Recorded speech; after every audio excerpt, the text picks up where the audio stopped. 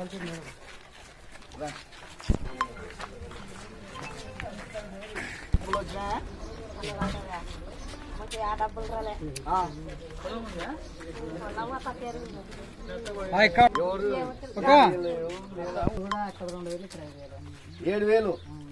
ఇప్పుడు మొత్తం ఎంత వచ్చినట్లా?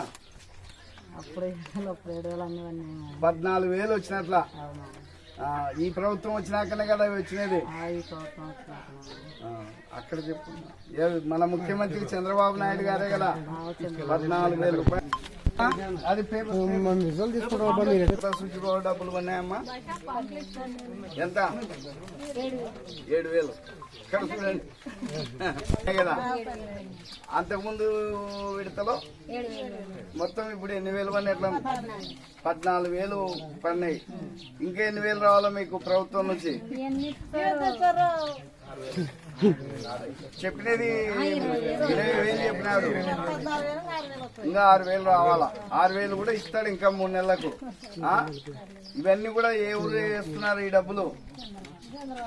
చంద్రబాబు నాయుడు. మన ప్రభుత్వం వచ్చిన తర్వాతనే రైతులకు ఇంత మంచి జరిగింది. కాబట్టి ఈ ప్రభుత్వానికి ఎప్పుడు అండగా ఉండాలి మనం. అమ్మా మనకి ముఖ్యంగా ఈరోజు రైతన్న మీకోసం అనే ప్రోగ్రామ్ కి వలసల గ్రామం డోన్ మండలంలో ఇంటింటి కార్యక్రమంకి తిరగడం జరిగింది. ఇందులో భాగంగా మనము ముఖ్యంగా రైతులకి ఇక్కడ ఉన్నటువంటి హౌస్ హోల్డ్ మెంబర్స్కి తెలియజేయడం ఏంటంటే ప్రధానంగా 5 సూత్రాల గురించి మనం వివరించడం జరుగుతుంది. ఇందులో భాగంగా మనం నీటి భద్రత అంటే నీటిని చెరువులకు నింపడం ఒకటి, దాని ద్వారా డ్రిప్ ఇరిగేషన్ అంటే తక్కువ నీటిని వినియోగించి ఎక్కువ లాభాన్ని పొందడం గురించి తెలియజేయడం ఒకటి. ఇంకొకటి డిమాండ్ ఆధారిత పంటలు అంటే ఏ పంటలు ఎప్పుడు డిమాండ్ ఉంటాయి అంటే రాగులు, సజ్జలు, ఇప్పుడు మిల్లెట్స్ అనేటివి కూడా ఎక్కువగా ప్రాధాన్యత పొందుతున్నాయి. అలాగే కాకుండా మనకి కొత్త పంటల పైన కూడా హార్టికల్చర్ పంటల పైన కూడా ఎక్కువ దృష్టి పెట్టాల్సి ఉందిగా రైతుల్ని తెలియజేయడం అవుతుంది. దాంతోపాటు అగ్రిటెక్ అంటే ఎక్కువ టెక్నాలజీని వాడేసి దాంట్లో టెక్నాలజీని ఎక్కువగా ఉపయోగించుకోవాల్సిందిగా మనం కోరడమైంది. అంటే ముఖ్యంగా డ్రోన్ కానీ తర్వాత ఏఐ టెక్నాలజీ అంటే డ్రోన్స్ అయితే ఇప్పుడు మనకి ఎక్కువగా ఫర్టిలైజర్ కానీ పెస్టిసైడ్స్కి కానీ మనము అంటే కంటిన్యూస్గా ఒకే పంట ఉందనుకోండి వాటిలో మనం ఉపయోగించుకోవడానికి ఎక్కువగా ఉంటుంది.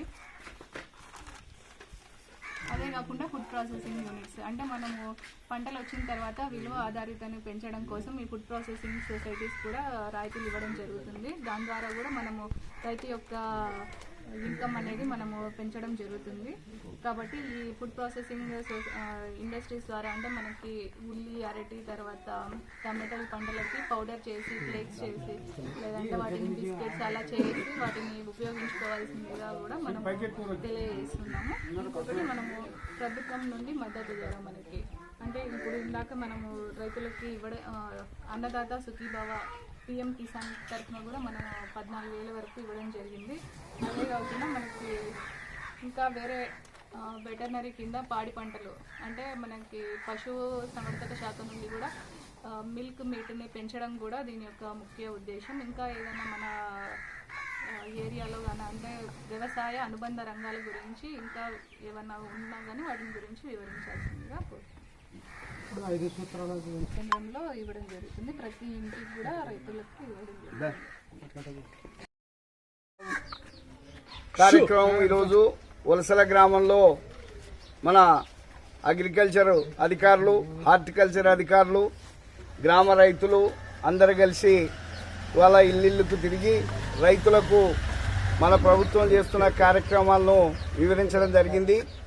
ముఖ్యంగా ఈ కార్యక్రమంలో మన ప్రభుత్వము, మన ముఖ్యమంత్రి చంద్రబాబు నాయుడు గారు రైతుల సంక్షేమం కోసం, రైతుల మంచి కోసం మరి పంచశూల కార్యక్రమాన్ని చేపట్టడం జరిగింది. ఈ పంచసూత్రాలను రైతులకు వివరించడం జరిగింది. అగ్రికల్చర్ ఆఫీసర్లు, హార్టికల్చర్ ఆఫీసర్లు ఇవాళ రైతులు డిమాండ్కు తగ్గ పంటలు వేయాలా, మార్కెట్ తగ్గిన పంటలు వేయాలా అని చెప్పేసి పంచసూత్రాల్లో మరి చెప్పడం జరుగుతుంది. అదేవిధంగా నీటిని పొదుపుగా వాడుకొని పంటలు పండించుకోవాలనే కార్యక్రమం తీసుకోవడం జరిగింది. దానితో పాటుగానే ఫుడ్ ప్రాసెసింగ్ కార్యక్రమం కానీ లేదా ప్రభుత్వం నుంచి ఇవాళ పెట్టుబడి సాయంగా అనేక కార్యక్రమాలు మన ప్రభుత్వం చేస్తుంది. ముఖ్యంగా అన్నదాత సుఖీభవ, పిఎం కిసాన్ పథకం కింద ఇవాళ రైతులకు ఇప్పటికే 2 విడతలుగా 14,000 రూపాయలు ఆర్థిక సాయం అందించడం జరిగింది. ఈ 3వ విడతగా 6,000 ఇచ్చి 20,000 రూపాయలు రైతులకు ఇస్తామని ప్రభుత్వం చేసిన వాగ్దానాన్ని పూర్తి చేసే దిశలో మన ప్రభుత్వం పనిచేస్తున్న విషయాన్ని మనం చూస్తున్నాం. మరి ఇవాళ ఇది రైతు సంక్షేమ ప్రభుత్వం. రైతుల మంచి చెడులను, రైతుల కష్ట సుఖాలను ఆలోచన చేసే ముఖ్యమంత్రి మన రాష్ట్రంలో చంద్రబాబు నాయుడు గారు పనిచేస్తున్నారు. కాబట్టి ఈరోజు రైతులకు ఏ ఇబ్బంది వచ్చినా, ఏ సమస్య వచ్చినా, మరి ప్రకృతి వైపరీత్యాల వల్ల రైతులకు ఇబ్బందులు ఏర్పడినా వెంటనే స్పందిస్తూ ఇవాళ కార్యక్రమాలు చేస్తున్న విషయాన్ని మనం చూస్తున్నాం. రైతులు పండించిన పంటలను మరి మార్కెట్లో కొని వాళ్ళ అకౌంట్లలో 24 గంటల్లోపే మరి డబ్బులు జమ చేస్తున్న విషయాన్ని కూడా మనం చూస్తున్నాం. గతంలో పాలకులు ఇంత తక్షణమే స్పందించే వాళ్ళు కాదు. 5 నెలలు 6 నెలలుగా కూడా రైతుల అకౌంట్లలో డబ్బులు వేయని రోజులను గత ప్రభుత్వంలో చూసినారు రైతులు. కానీ ఈ రోజు మన ప్రభుత్వం, మన ముఖ్యమంత్రి మరి రైతుల ధాన్యాన్ని కొన్న వెంటనే తప్పనిసరిగా వారి ఖాతాల్లో డబ్బులు జమ చేస్తున్న విషయాన్ని మనం చూస్తున్నాం. ఇవాళ అంతేకాదు, వాళ్ళ ప్రకృతి వైపరీత్యాల వల్ల వర్షాలు అధికంగా రావడం వల్ల రైతులు నష్టపోతున్నారు. వారి నష్టాన్ని కూడా గుర్తించి వారి పంటలకు తగిన రేటు కల్పించి వారి పంటలను కొనాలని చెప్పేసి వాళ్ళ ఆదేశాలు ఇచ్చి ఎప్పటికప్పుడు మరి రైతుల సమస్యలపైన సమీక్ష చేస్తూ మన ముఖ్యమంత్రి గారు నిర్ణయాలు తీసుకుంటున్న విషయాన్ని కూడా మనం చూస్తున్నాం. ఇవాళ మరి మొక్కజొన్న పండించిన రైతుల పంటనంతా కూడా మరి మార్కెట్ ద్వారా కొనాలని చెప్పేసి ఆదేశాలు ఇవ్వడం జరిగింది. ఆ పంటకు గిట్టుబాటు ధర మరి స్థిరీకరణ నిధి ద్వారా ప్రభుత్వం నుంచి చెల్లించి ఆ పంటను కొనాలని చెప్పేసి మన ముఖ్యమంత్రి గారు ఆదేశాలు ఇవ్వడం జరిగింది. అంతేకాకుండా ఇవాళ అరటి పంటకు అంతో ఇంతో రేటు సమస్య వచ్చింది, రేటు డౌన్ అయింది. కానీ వెంటనే మన ముఖ్యమంత్రి గారు అగ్రికల్చర్ వాళ్ళు, హార్టికల్చర్ వాళ్ళు స్పందించి మరి అరటిని మార్కెట్లో వాళ్లకు మంచి రేటు వచ్చేటట్లు సంప్రదింపులు చేసి అరటిని కొనాలని చెప్పేసి ఆ పైన ఆ కార్యక్రమాలు కూడా చేస్తున్నారు. త్వరలోనే అరటి పండించిన రైతులకు మంచి రేటు కల్పించడానికి ప్రభుత్వం పనిచేస్తున్న విషయాన్ని కూడా మనం చూస్తున్నాం. ఇట్లాంటివి అనేక కార్యక్రమాలు.